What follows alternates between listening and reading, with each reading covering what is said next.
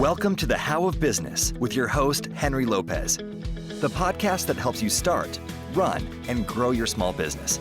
And now, here is your host.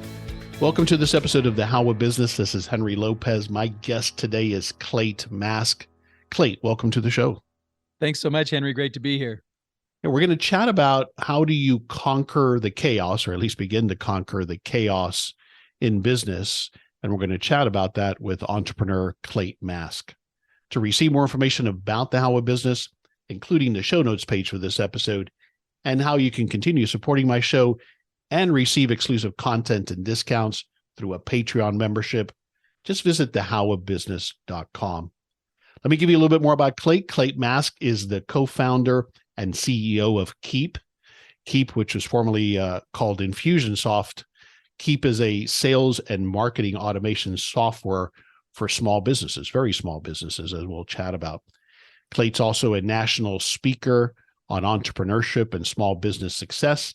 And part of the reason I wanted to have him on is he's the co-author of the New York Times bestseller, Conquer the Chaos: How to Grow a Successful Small Business Without Going Crazy. Clate lives in Gilbert, Arizona. So once again, Clate Mask, welcome to the show. Thank you, Henry. Appreciate it. Gilbert is outside of Phoenix, right? Suburb of Phoenix. Is that right? That's right. You got it. So the name Clate is interesting. Is there an interesting story that comes with it?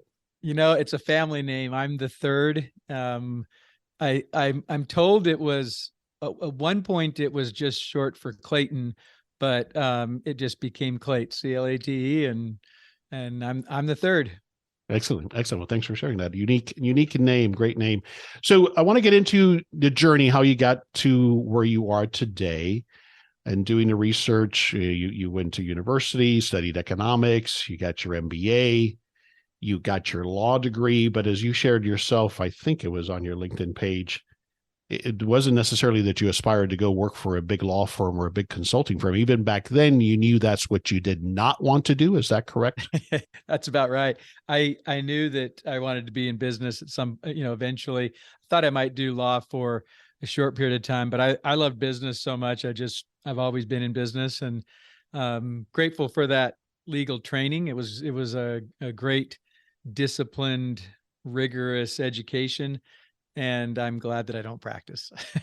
So did you know back then that you were, or did you had already had a business on the side? I knew that I would do entrepreneurial things eventually. And, I'd always been dabbling different things on the side. So, I did the MBA because I felt like that's eventually where I was going to be, and ended up being a lot faster than I thought. Yeah, I can see certainly where the legal knowledge comes into play. Do you think the MBA has been valuable for you as a business owner? It has. I do think it's been valuable building the company the way we've done it. I don't think it's as necessary for most entrepreneurs, but I think it has been helpful for what we've done. So tell me briefly what leads then to founding initially Infusionsoft, and now you've rebranded it to Keap. What leads to starting that business? Yeah. When I was in graduate school, I started working for a software company, and this is really where the divergence from the legal path began. I was in my fourth year of graduate school, and I was having a blast working with this little .com business, and was thinking, this is a lot of fun. I don't think I want to go practice law right out of school. And so I accepted an offer with them. They got acquired by about.com, if you remember that company. And I was there for a few years and just loved software. I loved the fast pace of it, the challenge of it, building the future. It was just a ton of fun. And so that's where my small business passion started to converge with technology and software. It was at that company. And after a few years there, I joined with my wife's two younger brothers who had started a software company down in Arizona, where we're from. We moved back to Arizona. I joined up with them, and the rest is history. So are they still involved with you in the business? Yes, they are. How do you manage that dynamic? Because that can be tricky. I've done business with family members, and it's gone well and it's gone not so well. But how do you manage that? Yeah, it is tricky at times. And I think we've done well at times and not so well at times. Just like you said, it's not all or nothing with an individual. There's a relationship there, and we work together. And at times, just like any other employee or coworker, when the person is really in their groove doing what they do best, everybody's happiest. And when they're not, it can be challenging. And so there have been times where my co-founders and I weren't quite in the right role. Things weren't quite right, and it causes some challenge for our relationship and for others, probably more problematically. But generally, we just work at it. We take a low ego approach and just all for the good of the business and the company and what we're trying to build. And they're both on the software side of things, and one's very much one of our key engineers, and the other is very important in our product management. And so they are right now in their groove doing what they do best, and I'm loving it, and they are too, and so are coworkers. And that's what I've found that is critical, as you put it, being in their groove, that the people are clear on what their roles and responsibilities are. That tends to help. Do you have any particular rules? Like I've heard some people say, we absolutely do not discuss business when we're outside of work. Do you guys do that, or does it all get mixed together? At different times we've done it differently. There are seasons where, it's pretty intense at work and it's best not to talk outside of work. There are other times where, we'll get together and and we'll have conversations about work. I think the rules we've tried to follow are, generally speaking, it's best for everybody if we don't have reporting lines to each other, not having a family member directly report to another family member. Even if the two people involved in the reporting relationship can work through that effectively, it's almost impossible for the human beings around that relationship to function effectively. There's just some dysfunction that comes into play when that occurs. And so we do our best not to have direct reporting relationships of family members for that reason. Yeah, that makes sense. Thanks for sharing that. So you've been a business owner for some time. What would you say, if you summarized it, that it provides you, being your own boss, being an entrepreneur? What does it do for you? Constant growth and challenge to get better. And was that your personality since you can remember, that's something you aspired to? Yes, I've always been kind of a junkie for personal development, self-improvement, just constantly trying to get better as a husband, father, CEO, entrepreneur, you name it. I just want to get better. And to me, entrepreneurship affords a really unique opportunity, because you've got to really look in the mirror and you can't run away from certain issues. You're in a situation where you own the results, and if the results aren't what you want, there's nobody else to blame. And on the other hand, you own the results, and when those results are what you like, there's a whole bunch of people that help make that happen, and it's a lot of fun. But I think the succinct answer for me about why I love entrepreneurship so much is it's just an amazing lab for self-improvement. Well said. It's inspirational. And I think that point about accountability and responsibility is so true. I find that even as people become business owners, the people who point fingers less about, well, it was the economy, or was this, or it was the government, or whatever, that those people tend to have more success if you're accountable. Yeah, things happen Absolutely. to us, but we have to take ultimate responsibility, don't we? Absolutely. That's it. All right. So you wrote this book, Conquer the Chaos: How to Grow a Successful Small Business Without Going Crazy. At a high level, why did you write it, and who ideally is it for? Yeah. I wrote it because a lot of people were asking for advice, and my co-founder and I were constantly getting questions, and we just thought we just need to write this out. We're saying the same things over and over and over, and so it just made sense to write a book. And who it's for is entrepreneurs, especially those who have started a business, but also for those who are thinking about it. We're pretty open and transparent about the challenges that you face mentally, emotionally, physically, as well as the normal business challenges we think of. But it's a very, as you know, it's such a personal quest that you're on when you start a business, and the odds that you're up against are almost insurmountable. Let's be honest. I mean, that's the reality. They're very difficult odds.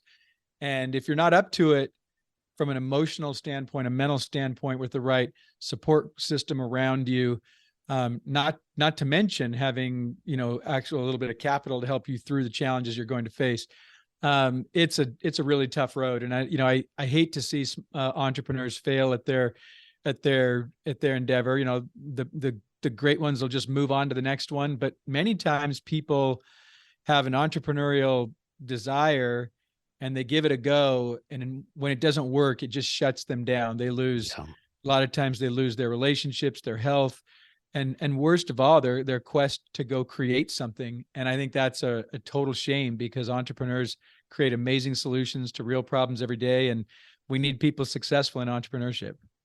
Yeah, a lot there to unpack that we'll try to here in the time that we have. But the point that you're making as well, it seems to me, is we'll talk more about the chaos inside of a business, but you're speaking to the chaos that it can create in our lives as well, right? Not just personally, but in our family, our friends, all of those dynamics. Because as I've always looked at it, we have to, certainly initially, make certain sacrifices of time that need to be allocated to our business. Mm-hmm. But if we're not careful, that can create a chaotic environment for us, is what you're speaking to here. Is that right? That's exactly right. We get out of balance, and, we can have all kinds of debates about whether balance is real or, whether you can ever achieve it. But what you just said is what I see all the time with entrepreneurs, myself included. We make certain sacrifices. Sometimes we're not as intentional about them as we ought to be, and we end up continuing those sacrifices. And there is sacrifice to be made. There's, but sometimes we just go too far and we burn out relationships, health, finances, all kinds of things happen because of the amount of sacrifice that's demanded of the business sometimes. Mm-hmm. And I think in a lot of ways, we're led to believe, I think, that's the way you do it. That's what you have to do. You have to put all in. You have to sacrifice all. But that's not entirely true. And you found a different way. In the early days of building your business, was it chaotic? Yes, definitely was. Those first 2 or 3 years it was a white knuckle roller coaster. They were definitely challenging. It's part of the reason why we have so much passion for sharing this, because we experienced it. And you said it, it's not just the chaos inside the business, it's the chaos in your life. And the business and your life become, inextricably connected. Absolutely. They're very, very intertwined. Yeah, when it becomes our identity as well. Yes. In your observation, and of course you went through it yourself, what are some of the reasons at a high level that you think businesses become, and in a lot of cases, remain chaotic environments? Boy, that is a fantastic question. And I'm going to try to be succinct, because we could talk for a long time about this one. Sure. What I've learned about entrepreneurship is that it's our ego that drives this. And we have a lot of ambition. Most entrepreneurs are very achievement oriented, but that ego also has a fearful side about what we might lose and what we might have to stare in the mirror if we're not good enough or capable enough to accomplish our goals. And so I believe the source of it all is actually ego, born out of fear and out of pride to look a certain way. And those two things, I believe, are what cause so many entrepreneurs to sacrifice too much, either out of fear or out of a desire to show a certain thing, or it causes them to, once they're achieving it, to be addicted to it, frankly. Mm-hmm, mm-hmm. And that has on the surface, it has all of the appearance and trappings of success. But what ends up happening is people get burned out, the entrepreneur, the people around them, and it's a short-term success that ends up causing big challenges. Yeah, very interesting. If I'm following you right, though, in that part of the ego, is it also that and this is part of what we're fed, right? We're fed in the publications and the books and the press that we all need to be the next Elon Musk or, the big outliers. And so it's never enough. So we got to keep growing, whatever it costs, we got to keep growing. And it continues to feed our ego. Look at how big my company is. Look at how successful we are. Is that part of what you're talking about there? Yeah, that's a part of it. And while I do believe that we need to keep growing, because if companies aren't growing, inflation, competition, and lifestyle are all saying that we're actually going backwards. So I am a big believer in keep growing. In fact, it's what our business is named for, the grit of entrepreneurship. But there's an unbridled ambition that causes problems, and that you're touching right on it. And so, that's part of the problem, is what goes on inside of the entrepreneur's mind and in their heart. And then you asked the question, and it was a fantastic, deep question. Why do we get into that chaos? The other side of it is inside of the business. We don't set up systems and processes and automation, and so it becomes a very manual hamster wheel. And those are the two sides of it. You got the ego side for the entrepreneur, and then you've got a lack of systems that cause the business to be very inefficient and chaotic. The other part of this that I'm sure you observed, Clate, but want your thoughts on, is that because it is related to the ego, becomes our identity, sometimes we hide behind that chaos. In other words, the chaos in part fuels that I'm the firefighter in chief. Look at how everybody has to come to me to answer the questions and solve the problems. And we feed on that, don't we? That's right. Our value starts to become about that. And I've seen it in myself and entrepreneurs all over the world. It's a really tricky trap that we can fall into. This is Henry Lopez, briefly pausing this episode to invite you to schedule a free coaching consultation with me. I welcome the opportunity to chat with you about your business plans and offer the guidance and accountability that we all need to achieve success. As an experienced small business owner myself, I understand the challenges you're experiencing, and often it's about helping you ask the right questions to help you make progress towards achieving your goals. Whether it's getting started with your first business or growing and maybe exiting your existing small business, I can help you get there. To find out more about my business coaching services and to schedule your free coaching consultation, please visit thehowofbusiness.com. Take that next step today towards finally realizing your business ownership dreams. I look forward to speaking with you soon. All right, I want to touch on a couple points. You recently released some results. I don't know how recent it is, but this report, the Keap Small Business Growth Trends Report, and a couple of things that you've highlighted in there that are very telling. You said the challenges that small business owners have identified, 51% of the respondents said top marketing challenge is finding qualified prospects, right? So we hear it all the time. Don't have enough leads, don't have enough qualified leads. And then 48% was time to get everything done. Those are two things that fuel the chaos, certainly, don't they? That's right. Those are, if you can systematically get lead collection and follow-up in place in your business, it is a total game changer, because it touches on those two problems: generating quality leads and then having the time to actually properly follow up with those leads. Solve that problem of attracting qualified leads and following up with them in an automated way, and we see it over and over and over for our customers. It's not only a game changer in their business, it's a life changer for them, because their concern and fear about having enough customers is addressed, and they can operate differently. So if we dive into that, not tracking the lack of follow-up then that not having a system leads to, those are a couple of common mistakes. Are there other things that you observe? Obviously, you know this space very well, that small business owners you see are making as it relates to managing sales and marketing. Yeah.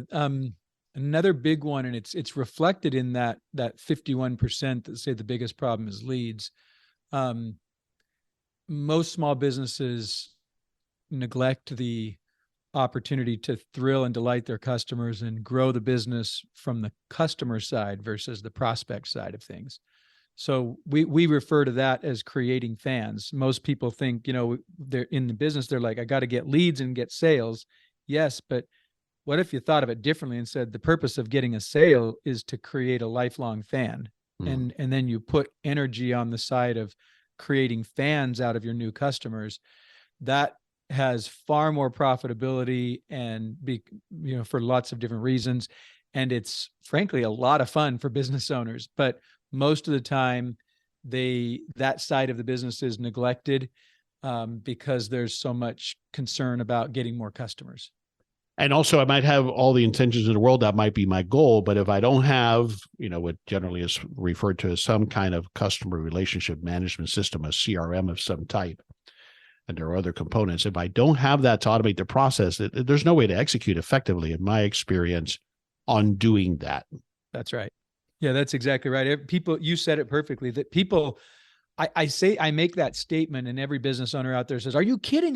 That's what I want to do. I want to spend more time with my clients, my customers. I love them. It's personal. And yet there aren't enough hours in the day to accomplish everything they need to. And so that gets neglected. And when you systematize it, you put a process and a system in place, and, CRM, customer relationship management, and you automate that, you can nurture those customers in a way that brings great joy to you and great utility and value to the customer, which translates into revenue and profit for the business.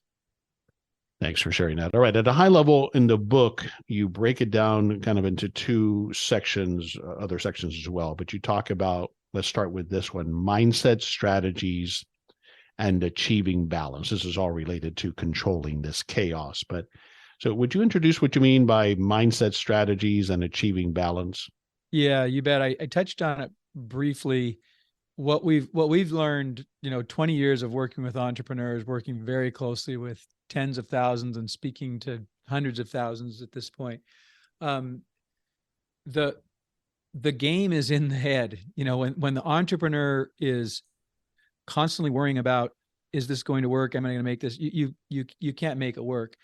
And there's a very interesting thing. If you look at the successful entrepreneurs, at some point they realize and they know we're going to be successful.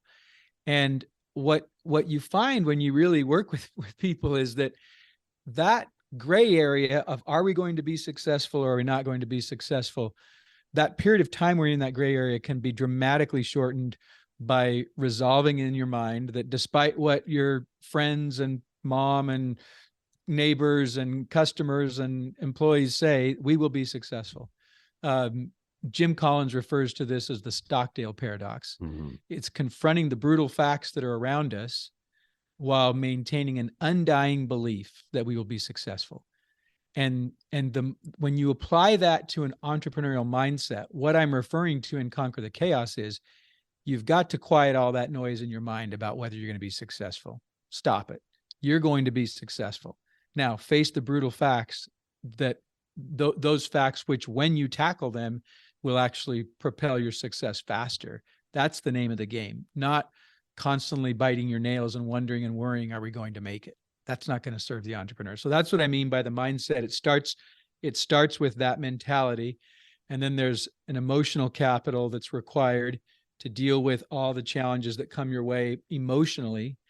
And then there's what we've referred to as entrepreneurial independence, which is kind of the sweet spot in between arrogance and ignorance, and understanding that there's a place in the middle there where you don't need to disregard what everybody says, but you also don't need to take on what everybody's telling you. There's an entrepreneurial independence that when we see entrepreneurs find that mindset and the emotional capital and the entrepreneurial independence, they're able to create a balance as they work on their business and not be just sort of, running ragged, which unfortunately is what happens to most entrepreneurs, particularly in their first few years.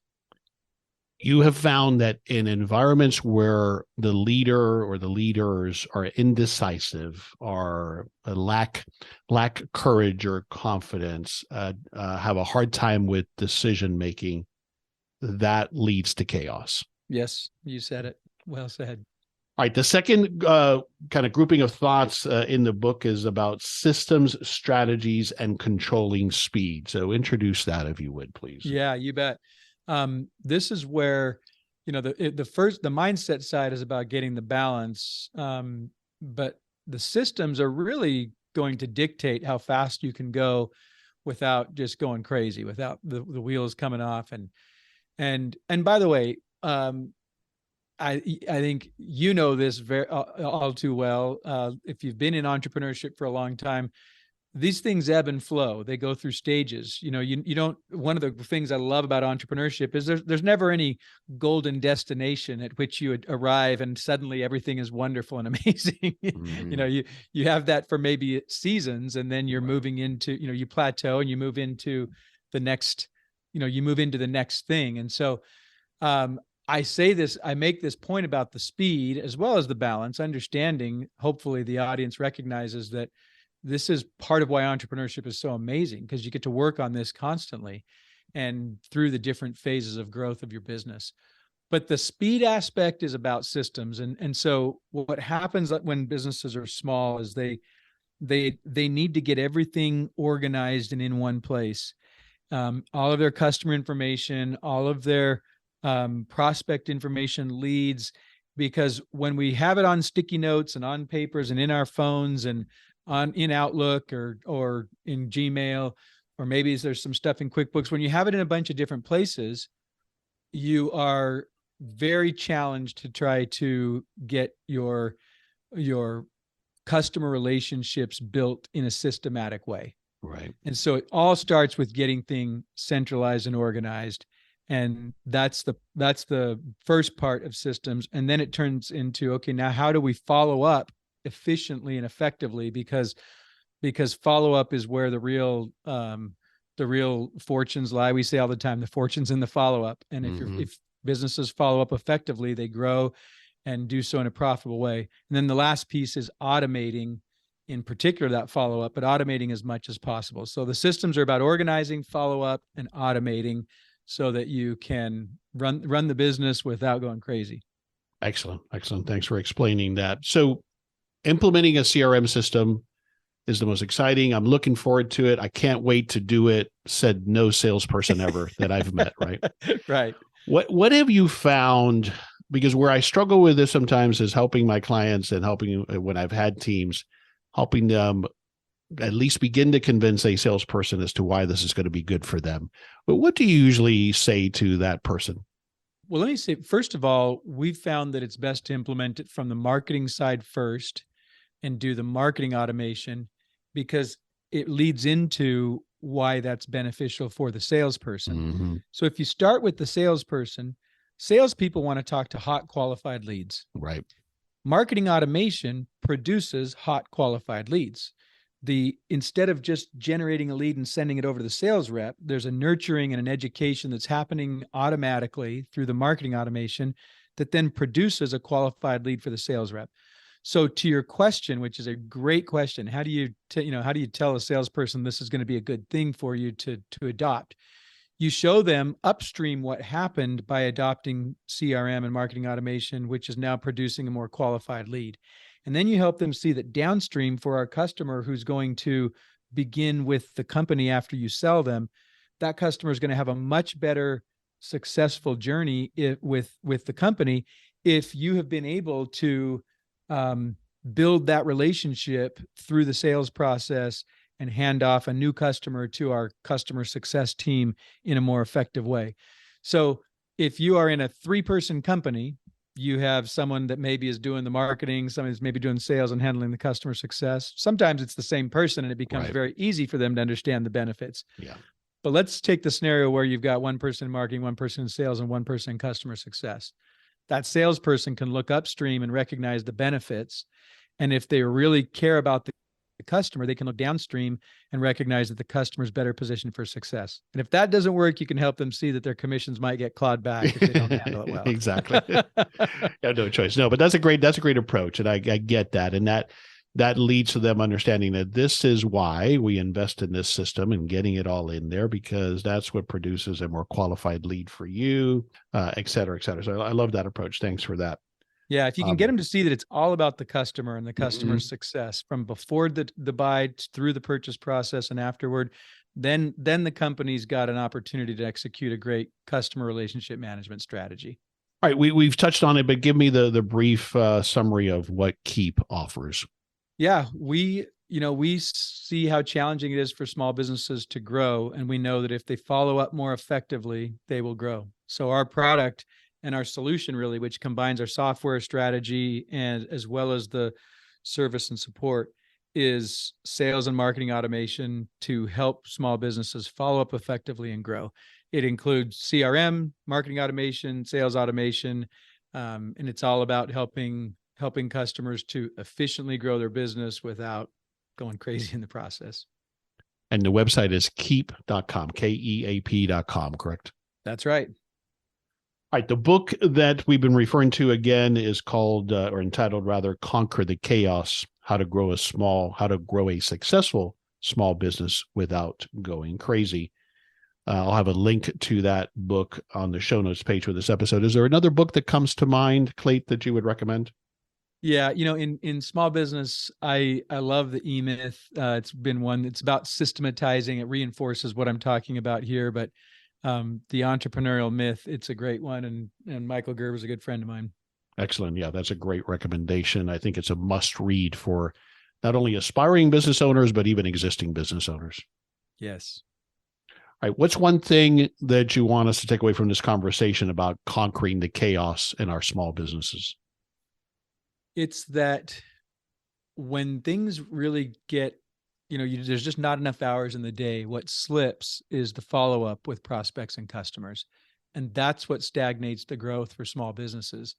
And so if you can get the follow-up going, and then ideally get it going in an automated way, it is a total game changer for small business. We see it all the time. The ones who don't do it, and we're just like, come on, if you just do this. And then the ones who do it, and it completely changes the game for them.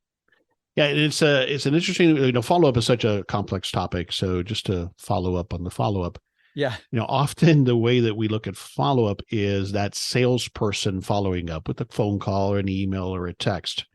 But what you're talking about is, in addition to that, or to complement that, to automate some of that follow-up and make that part of the process, correct? That's right. It's all across the customer life cycle. We refer to this as life cycle automation. We say the fortune's in the follow-up, from lead to client to raving fan. Your customer goes through a journey, and you want to automate that journey as much as possible. And so you're dead on, Henry. It's not just following up in sales, although that's critical. Sure. But it's following up from the first point you have that interaction all the way through to the point that the client leaves or dies, right? You want to have them with you for life. Right. And I think that it's amazing to me how many clients, small business owners I talk to, that do nothing in the way of follow-up after they've signed the client or sold them something, and then they just go silent. They don't do any further communication. What a lost opportunity that is. And it's such a lost opportunity because you don't have any of the customer acquisition costs.